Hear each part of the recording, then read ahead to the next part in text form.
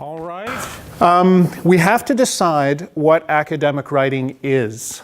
We have to decide what it is we are doing when we're doing academic writing as a specific thing, something other than writing a letter to a friend, writing something for a newspaper, writing a blog post, and so forth, right? There's lots of different kinds of writing, and we really have to get clear about what is it that's so special about academic writing, the sort of writing you're going to be doing in your classes, right? Sort of writing you'll be doing all throughout your school and handing in for grades. This kind of writing, what is it really? And it's not enough to say, well, it's the kind of writing we do in school. It is that, but it's not enough to say that. So here's the first definition I'm going to suggest to you. Academic writing is the art of writing down what you know for the purpose of discussing it with other knowledgeable people, right? So it's not the art of doing an assignment or persuading your teachers you should get a good grade, right? If you want to become a good academic writer, you have to imagine your reader as another knowledgeable person. And it has to be somebody at your level. Don't imagine writing to your teachers, right? They are not other knowledgeable people. They are much more knowledgeable people, if you believe it, than you, right? They are at a different level. You're not pitching your claims at their knowledge level. So these other knowledgeable people that we have to decide who are, we have to have a clear image of them, and the best way to do that is just to think of each other, right? Think of your fellow students as the people you're writing to.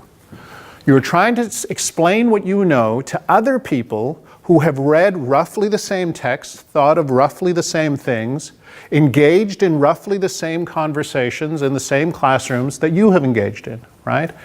So they've been exposed to the same ideas at the same level, and you're trying to explain yourself to them, right? That is who you want to present your thoughts to in writing.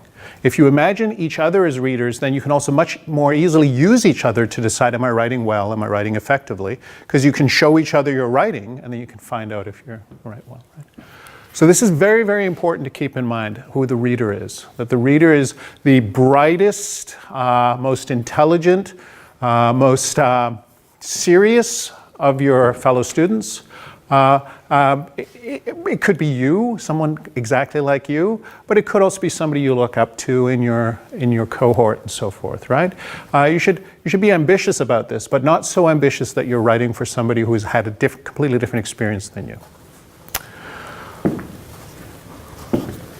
So that gets us part of the way. Now, what I want to do is show you this evening is a way of thinking of this act of communicating with other knowledgeable people in a way that makes it so practical that you can do this regularly, every other day, for example, or every day even, and get better at it every time you do it, right? So I'm going to present it to you as a craft skill, right? Something that you can practice, and every time you practice, you get better at it.